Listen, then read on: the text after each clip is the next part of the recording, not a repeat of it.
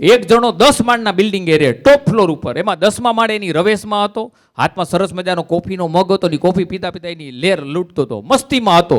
એની સામે એક 10 માળનું બિલ્ડિંગ હતું, એમાં ફર્સ્ટ ફ્લોર ઉપર એક જણો ઊભો હતો અને ગેલેરીમાં ત્યાં ઈશારા કરે. ઓલો કોફી પીતા પીતા કે વરી, ઓલો